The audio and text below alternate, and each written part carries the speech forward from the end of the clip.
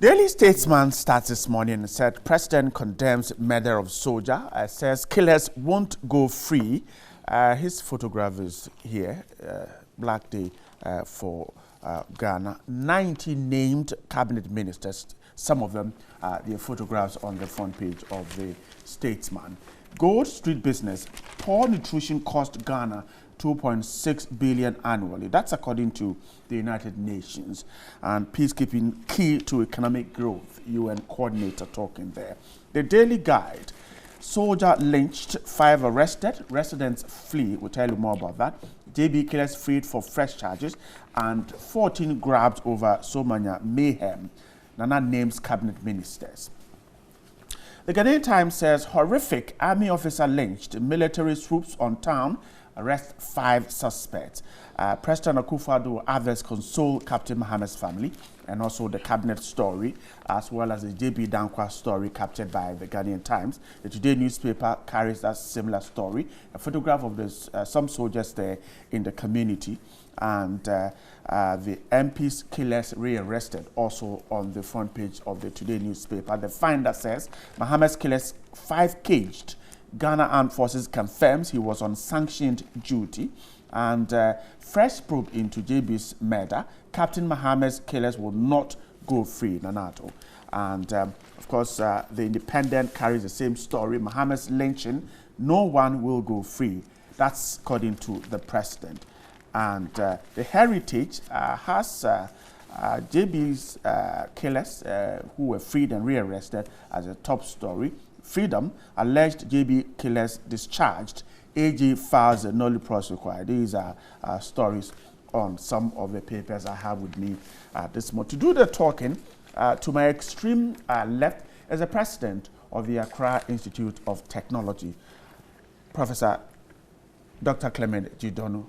Good morning. Good morning. Hope you're doing great. Doing good. Very good. Thanks so much for joining us. And then in the middle is the group president of Wealth Vision Financial Services, David Kofi Waku. Good morning too, and hope you're doing great too.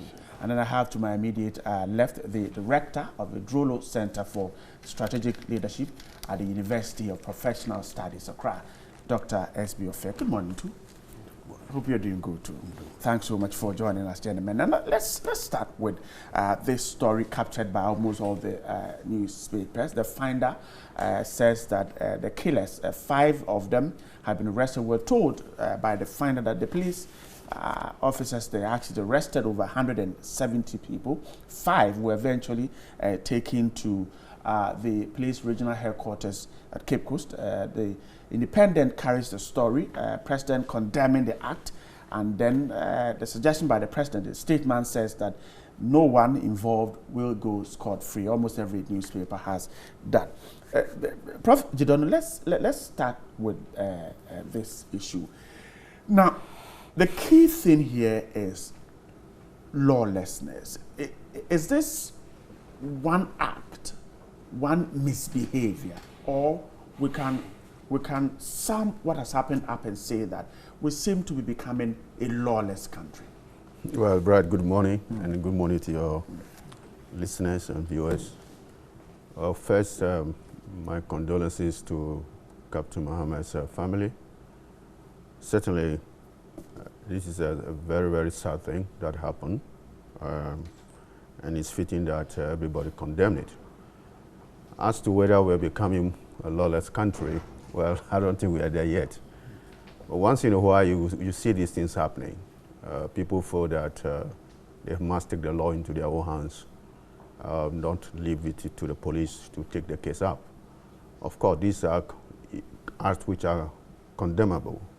It doesn't matter which part of the country it happened. But we cannot suffice that. Because of that, we are all becoming a lawless a bunch of people.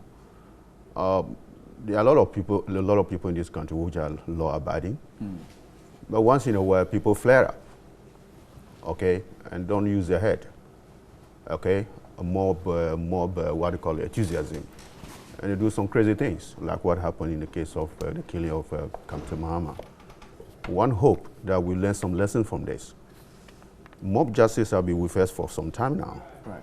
In some cases, real armed robbers are lynched. I remember a case where an armed robber was lynched for just stealing a mobile phone. That was the time when mobile phone used to be a very pricey product. It had been happening for quite some time. But I don't think we spoke against it as strongly as we should. So it continues. When you ask the public also, we say that, well, we don't trust the police. We take this guy to the police station, they will release them. Or as they say, they will make it a foolish case. And then the guy is back in our community. So we have a right to protect ourselves. But it's neither here nor there.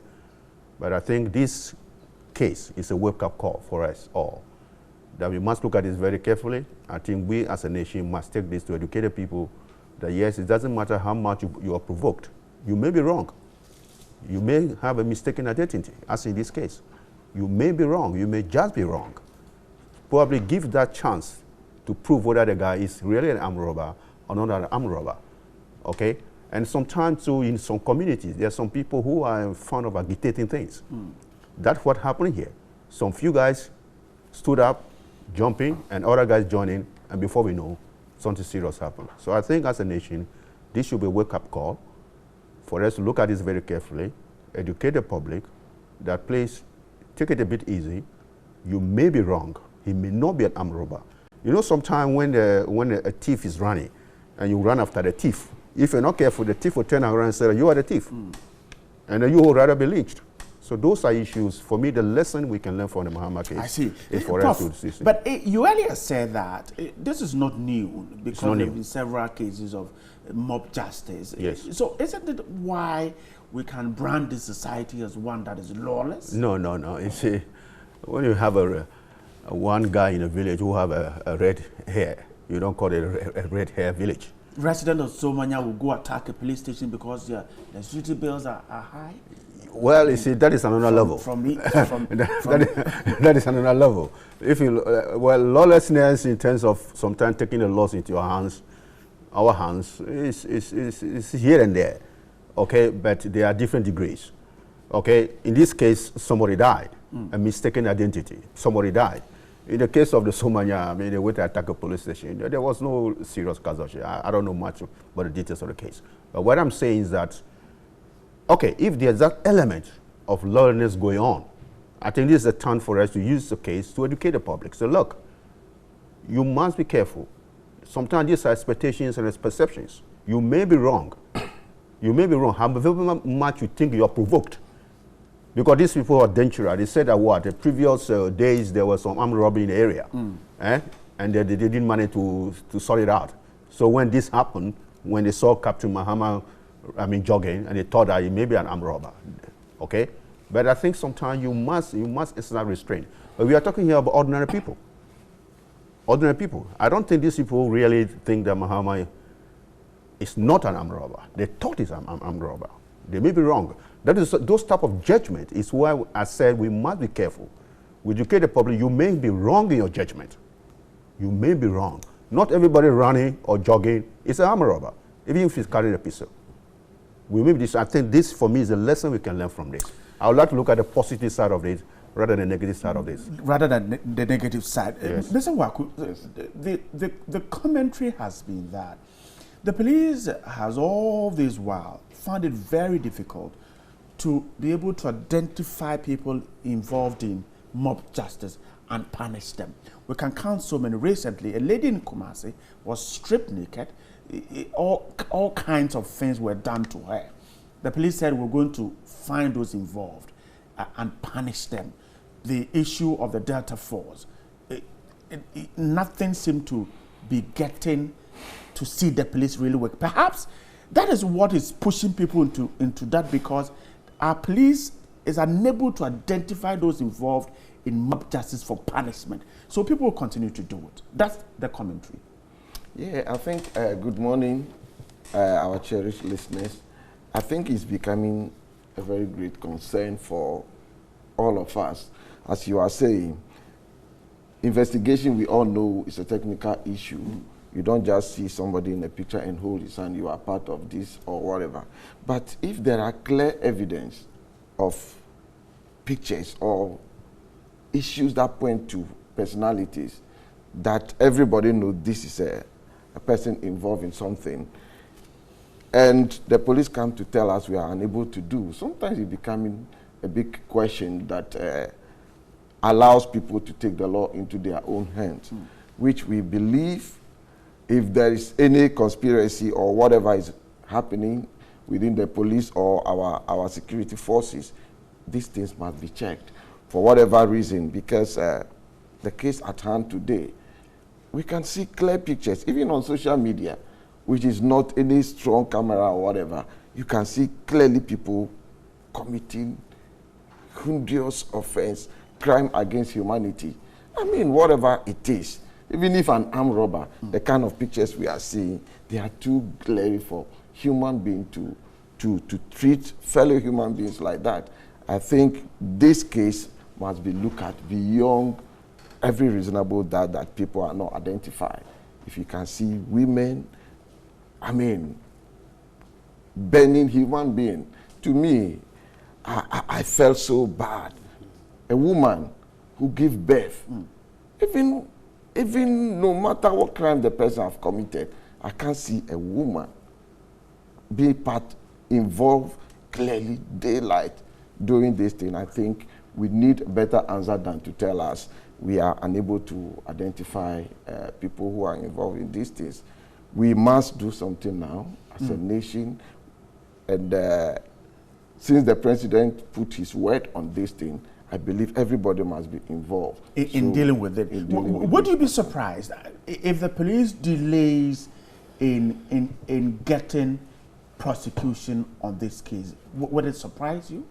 Particularly with the video evidence that we see streaming on social media. For sure, I will be surprised, because it is clear to all of us when the issue is about the security forces, they have their own way of getting facts out of it. As to whether the judiciary will also deal with it with that speed to come out clearly for the people involved to be punished, that's another question. But we are all praying they will all do the right thing so that we try to curtail some of these things. We know lawlessness has been with man since Garden of Eden, but we always, or from God himself, he always tried to curtail it, find ways and means to bring it down to appreciable level. So as people, we need to see something happen in this case as soon as possible. I see. Doc, Professor Chidono thinks that it is not a situation where our society is becoming lawless, and that certainly we'll find such persons in society that we need to deal with. But are you able to diagnose what is wrong with a whole community coming out to support such an act against a fellow human being? Are you able to diagnose that?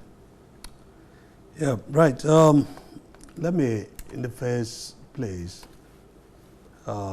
extend my condolence to the family of the late Mahama, Captain Mahama. I think that, is it the case of we becoming or we are?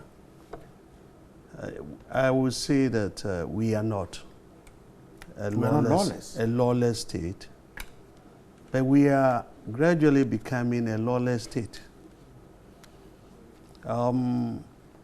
Maybe perhaps we have turned a blind eye, and I think that our memories are failing us, because this thing never started today. Let me start tracing a bit of it. We started experiencing some of these things when our compatriots, our brothers, sisters, who were repatriated from Nigeria in the 80s came back together. And then they brought this sort of thing, Mob justice, which they saw in Nigeria, where people in the streets, they listen, you hear, ole, to wait, thief. Then people will rush, string on the person, put on the person lorry ties and start burning. And we have sat down to watch this. And it's gradually becoming something. We are in the 21st century. I don't think we are in the Thomas Hobbes days of the state of nature. You know, where he taught that life, because life was short, brutish, and nasty, people should subject their will, they should subject everything about themselves to a monarch. And even a monarch will have to superintend over what that person or whoever is living within the community or committee does. Now, we are in the 21st century. Governance must be seen to be working. And for me, I think that systems that we have, is it a police system, security system, or whatever, for me, I think they are not working. Institutions that are supposed to get up and talk and say, you know, do things that will bring about law and order, we are not seeing them. And so you see, everybody thinks that the system is breaking down, and once it's breaking down, let's do what is untoward. But the police, the police has moved in. I mean, it happened. The police has moved in. They are trying to look for the perpetrators. So why do you say those institutions don't seem to be working? Right. You and I have sat here. We've spoken, I mean, in a run-up to even the elections. We heard and we saw what happened. And I think the police has been so laid back. I sat here and I used to, defend the police. But for me, I think that something is going bad and we need to talk about it. The people who have to do the advocacy, I think we are not strong enough. We are all not strong enough. We are not strong enough to do the advocacy concerning this particular thing. Ignorance is another thing on the part of the citizenry. And I like what Prof said. Education is not there. People are not, they don't know. For instance, if we are talking of the political system, the people who are supposed to even educate their own within the community, are they doing that? The political, if I'm talking of the institution, political institutions, the structures, are they doing that? Now, the area, I hear the gentleman in question, the captain in question, had lived in the area for about 3 weeks. About 3 weeks. Right. Are we saying, and what was he doing there? He was there on purpose, on an assignment, perhaps about this Galamsey thing. Okay? So if this gentleman was there, are we saying that the people in the area never saw him? And I don't think that was the first time the gentleman even started, jogging on that road. So for anybody to get up and say he is an armed robber, so armed robbery has been rampant in the area, so once we see somebody like, come on, I think something needs to be done. The systems must be seen to be working. And for me, if they are not working, we have to do something about it. Prof, you said that you wouldn't want to talk about the negatives, but we should focus on the positives. What can we pull from this as lessons or a lesson? A lot.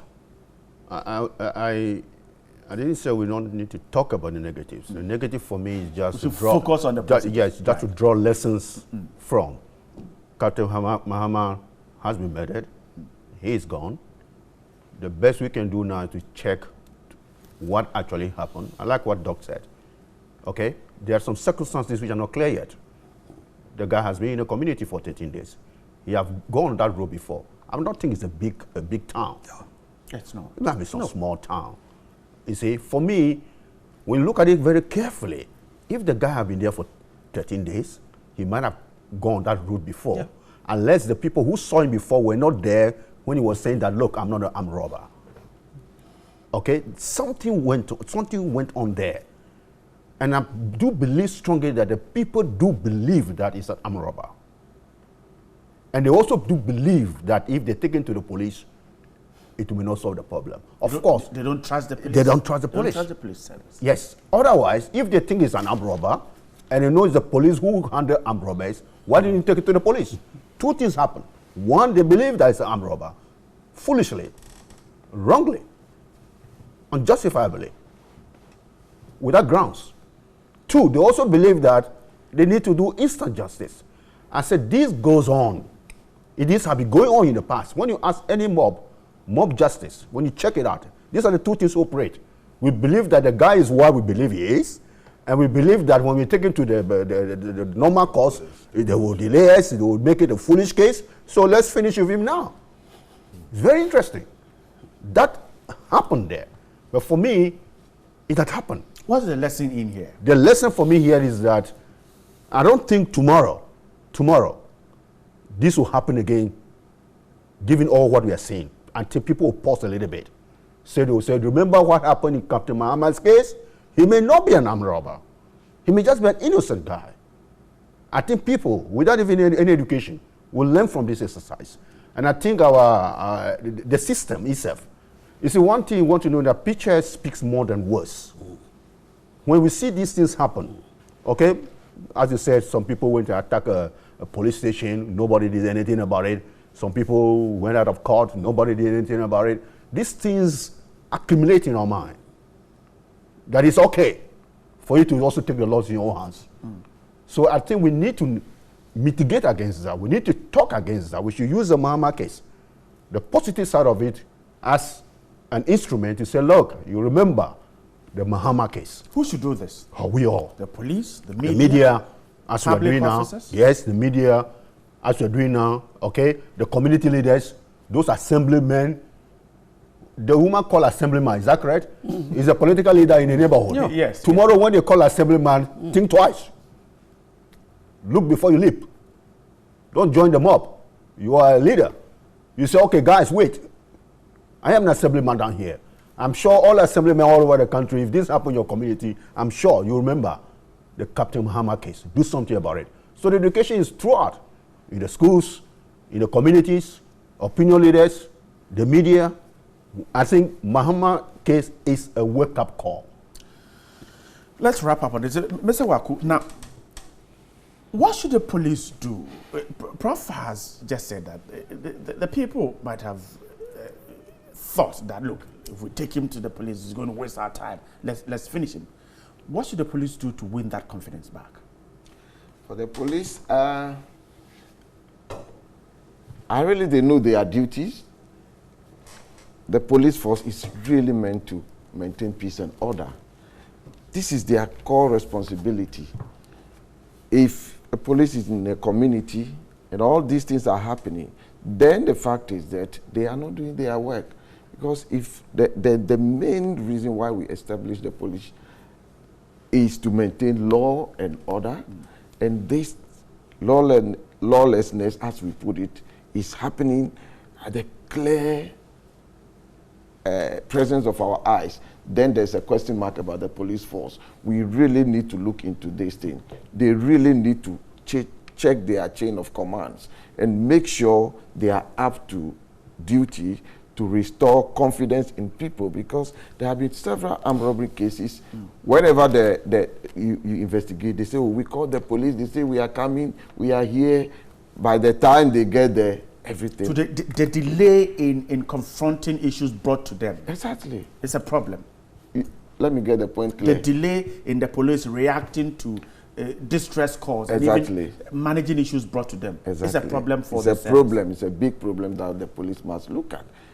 Their action towards issue. There's a police station in this town, I'm very sure, because later on we're told the DCE came with the police commander. So there's a police force. Why should the people not have faith in that police force? And other pictures and other things are showing reveals that there's more to things we are even seeing or hearing. The pictures we are seeing this morning, the assemblyman having gun and other things in his room, if it is true, why should a community live like this and there's a police station? What are they doing? They have to come back. They have to live up to expectation. They have to really work at regaining the confidence of the people. Otherwise, we don't know where we are going. In some communities, you go there, the only police station there has just 2 officers with no vehicle. And how do you run a security outfit and expect people to have confidence in you with that kind of facility? Chief, that it could be true, but we see in this country, police single-handedly handle issues. Years ago, the traffic on Nungwaru, there was one policeman without anything, but he's been able to control that traffic. Everybody see him working. Even if you are one and you are really working in that community, people will know there's a policeman. He has something to do. When you do something bad, he can deal with you. So we want to see them live up to expectation. All the public offices or ministry we have, nobody is having full what he or she needs to work with. Exactly. But we are all working. We are all working. So I don't just want to take that as an excuse to allow anything to be happening.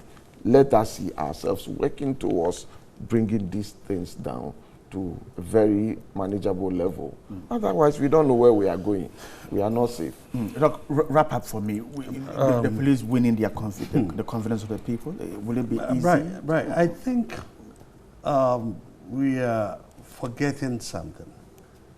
To establish why Captain Mahama was in the community. Why was Captain Mahama there? And I don't think Captain Mahama was there alone. He was there on duty. He was there for a purpose. What was the purpose? I believe it was because of this galamsey and whatever in the area. Otherwise, Captain Mahama would not just get up from maybe Takrady or whatever and go. The army won't send him there. They won't send him there. So for anybody to say that they don't know, and the sociologists will tell you, they have what they call the mechanical society, where everybody knows everybody. The moment if you go to our villages, the moment you get there, some people get to know you. 2 days they get to know you, who you are. So for anybody to say they don't know they never knew Captain Mahama in the area, for me, I think there is something that we are not establishing. And the police must up their game in this. We are not establishing why Captain Mahama was there and why the people, because it became a mob action. Why should it be a mob action? If there is, you suspect somebody to be, why don't you don't they even have if they don't have a police station there, don't they have IVA or whatever, don't they have the assemblyman himself? Don't they have the assemblyman for him to tell us, ascertain whether this, but for an instant justice like that, and you get up and you start doing, and it appears the whole town came on the person. Something is amiss, and we need to establish that, because it might be economic. The economic reasons may be because of the galamsey, which these people went there to keep. And some people decided that we're not happy with it. They were not happy. Yeah, Brad, I believe that this thing happened very fast. Yes. It happened very fast. The time that the woman claimed that it might be this thing, the mob came in, it happened very, very fast. Because if it had happened much longer, it's not a big town. People have mobile phone. Somebody who didn't participate will have at least called the police. Someone. Where was the police? Everybody in town knew what is going on, and I said the police, I think it happened very, very fast. That's my theory. And also, I think when they first raised the first alarm, the people stopped thinking. They all believed that we got him. And they also believed that the next course of action is to finish him. It happened very, very fast, sadly. Otherwise, see, even they were thinking, they were even heard what he's saying. I'm sure he used the word, I am a soldier. I am Captain so and so. I'm sure he said that. It happened. They stopped thinking. They were so sure, foolishly. It happened very quickly. If it's a big town, you may say it would take the police time to know about it. I think because it happened so quickly, probably the police, did it happen in the morning or what? Yeah, well, it was in the morning. The police were at work at that time, is it? Yeah. Are they the only people in town who didn't know that something was happening? Nobody it happened. can stop this. I think a lot of lessons must be learned from it. People out there, just give the chance that, a possibility that you may be wrong in your judgment. All right. Let's wrap up on this. Yes, just 30 seconds. Mr. Waku, the president assurance that no one involved will go scot-free, that's assuring enough for the family, who I'm sure will be seeking justice. Yeah, I pray that assurance really materialize, because assurances we heard over and over.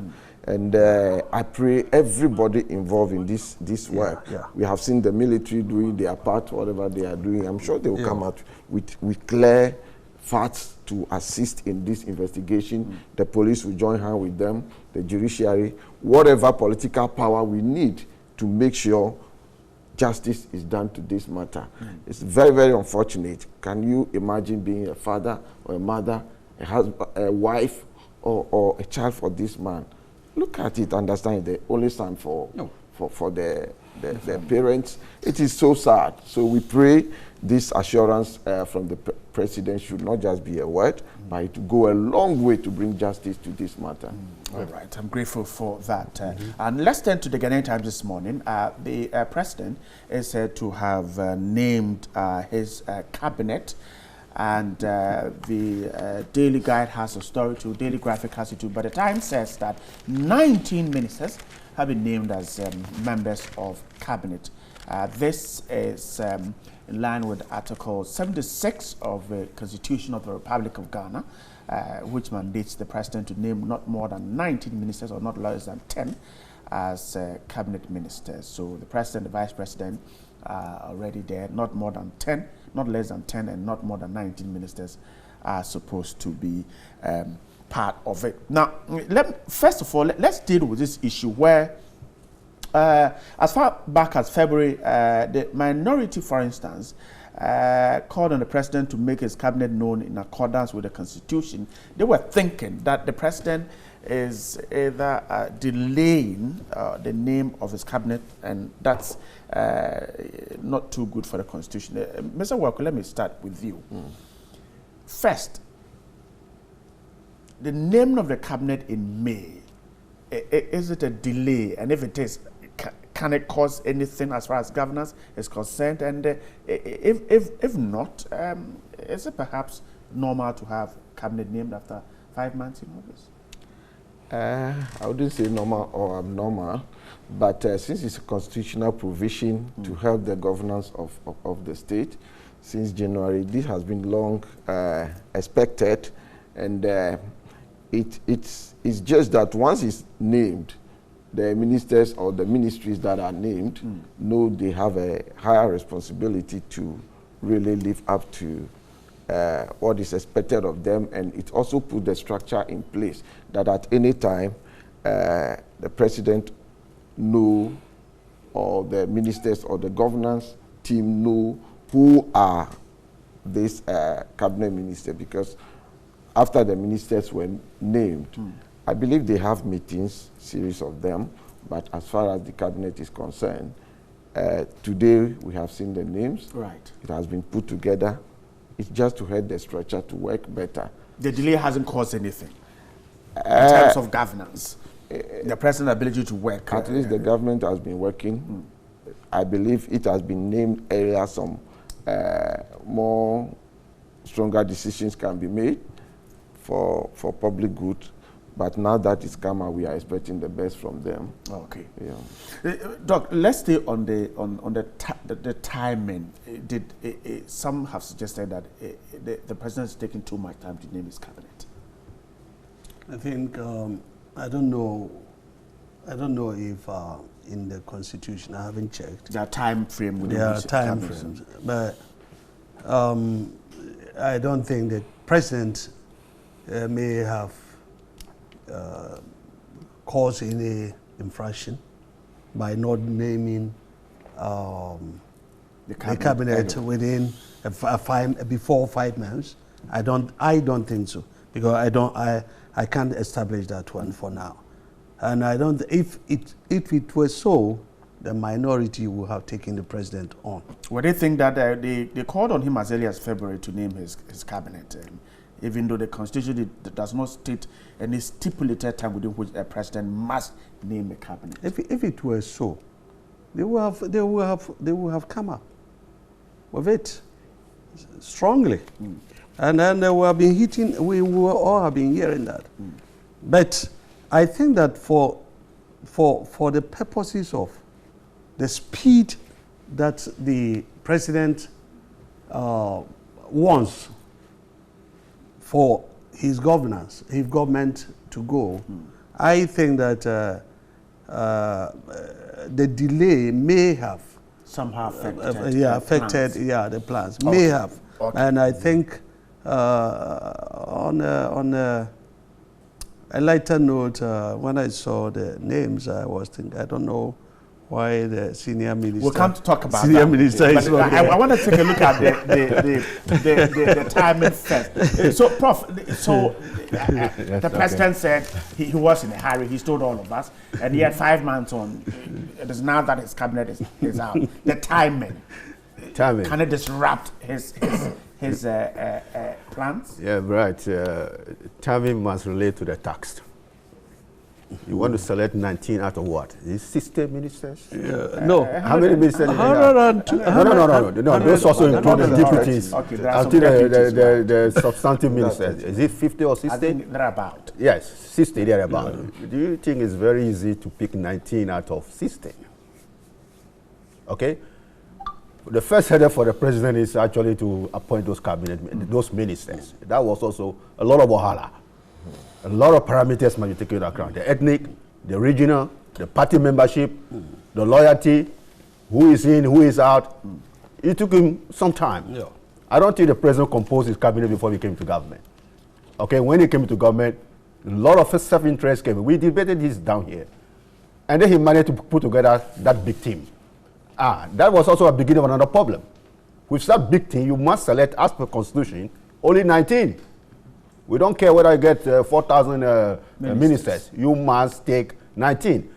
Believe me, if the Constitution didn't state that the number of cabinet ministers should be 19, today we will have more than 19 cabinet ministers. But he told us he's in a hurry, so we thought he would have had his cabinet. Atamis also said, the late minister said, I'll hit the ground running. I mean, these are all electioneering promises. Okay, but Nana Akufo-Addo also said that, well, I hit the ground running in terms of getting my ministers declare their assets. I did it in record time. There are some things I'm doing fast, some things I'm not doing fast. I'm just saying that out of the 60 ministers, forget about the deputies, okay, 60 or 50 thereabout, to select 19 out of that, take into account a lot of parameters. Okay, already people already dissecting and saying how many people from the north are in this cabinet, how many people from the voter region, how many people from the central region, Ashanti and Eastern region are dominated. All those factors cause the delay. Oh, certainly yes. Oh, yes, certainly yes. Certainly yes. You know what has been happening on this appointment issue? People writing letters, memos, chiefs calling. It's not an easy task for the president. So I won't worry very much that he was late or he took some time, because he started first with a big job, a big team. To select out of that big team, he still have a lot of wahalas.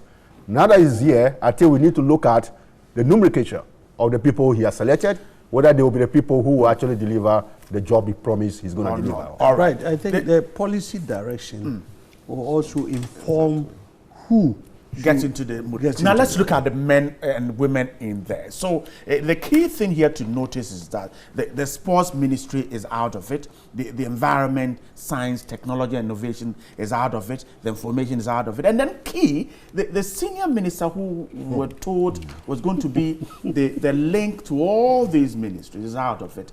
Is it surprising? For me, well, I don't know. You see, when he was being, I'm talking of the senior minister, when he was being vetted, and he was asked if he was going to be the supervisor or he was going to superintend the other ministries, and he said no.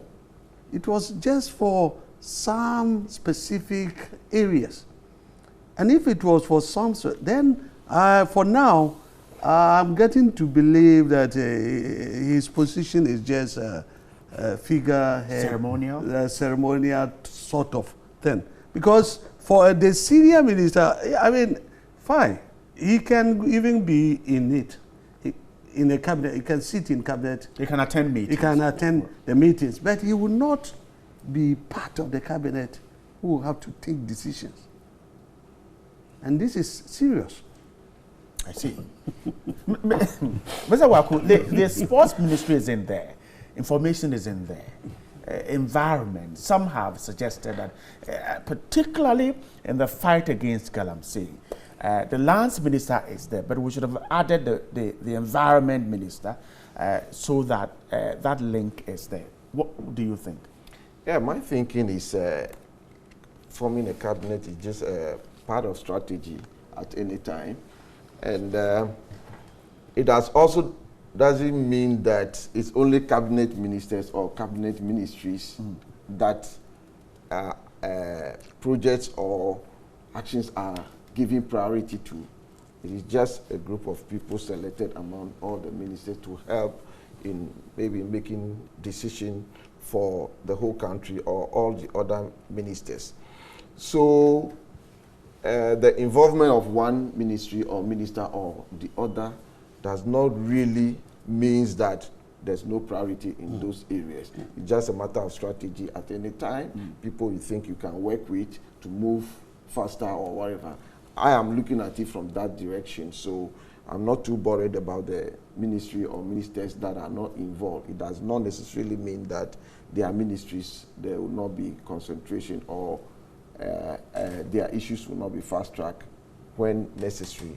So let's give the opportunity to the first batch to see how best they can come out or what they can do to help the country move forward. I see. Right. Doc, I'll get you back in, but let me pick the thought of Prof. Chidono. Prof, the men and women you see there. Yes, I can see them here. You can see them, the daily graphic. And they're on your screens as you watch. Yeah. These are the men to do the job. It's a huge one. They are capable, we know that. But are these the faces you were expecting? And those that are out, are you worried, surprised about them? Well, the long and short answer is that I don't know them. I can see their faces, but I don't know them. But I know that when the president is selecting ministers to work with, remember you still have the whole army of 110 to assist him. They are not gone away. They are there. He can call them anytime. He can scrap them anytime. He can do anything anytime. They are still there for his calling. So they're still working for him. The cabinet is the smaller group of people the president think I can work with. It's not about competence. It's not about expertise. Although it's about that, you must have some basic competence. Right. But the fundamental, these are the men and women I can work with. But they're competent. Of course, it must be. They have it, yes. They can all be, unless the president says all the people appointed are competent. Okay? There's nobody there. That's what the president said. There's nobody there who is not competent, who cannot do the job. That's the system I appointed. And the other deputy ministers. But now, the people I can work with, the rest I can consult them. These are the men and women. We look at this list. 3 of them are the people who are in the presidency. And these are the new ministries he created. We all make a lot of noise about that they are duplication. There is a minister for special development initiatives. Right. That is, it's not, for us, it's not substantive. What is Special Development Initiative? We know Ministry of Health. We know Ministry of Agriculture. This one is in the presidency. She's there. The one for regional reorganization is also in cabinet. Is defense there? Defense? I didn't see defense. Is defense there? Okay, where, very good. Where science technology is not there. It's not. Regional organization is there. Then there is this other guy there too. Monitoring and evaluation. So these are 3 ministries which I think are in the presidency. Is that correct? Yes. Remember, correct. The president said, I got my ministers, but I still have some ministers who are in my ministry to work with me. Very good. So in fact, he's keeping to his word. You only have 90 slots. 3 of those slots are taken by guys very near to him. The people he can work with. That is very important. Somebody is even suggesting that the National Security Minister isn't there. Yes. And I'm wondering if we are not getting it right. Yes, national security is not there. I've also seen that. And he was one of the first ministers appointed. Okay? Kandapa was one of the first ministers appointed. The senior minister, in fact, two of the interior minister. Yes, the 2 of the first ministers appointed are not here. Senior minister and Kandapa, national security. That again, you see, when you say cabinet, a lot of these guys who are not here attend cabinet meetings. They do. I remember when Kufuor published his cabinet ministers, and in those days, there was one minister I was working with. I was a bit disappointed that minister is not on the list. But every time I see that minister, they tell me I'm going to cabinet meeting. I was starting to think, but you are not on the list, but you're always there. They do attend. They do go to cabinet meetings. But they will not be the people, you see, this is all about CV. And the picture, they put it in our offices, the cabinet minister, then they'll bring the last. The perks that go with it, okay? The salary, the benefit that goes with it. They may not enjoy it, but I think they will be going to cabinet. For anybody to assume that the senior minister will not attend cabinet meetings, doesn't know how government runs. You don't believe it. But he will be there. But is the national security minister not a member of cabinet? Is he a huge thing? Well, say who? The defense guy is there. The defense is there. The interior is there. Interior is there. Then what more do you want? The senior, the regional, what do you call it, the national security is there. He will be consulted. He may even attend cabinet meetings. Remember, right, there's only 19 slots. They can all not get in. But believe me, when you go to Akufo-Addo's cabinet meeting tomorrow, I don't know when they had meetings, you will see more than 19 people there. Oh, yeah. They'll all be there.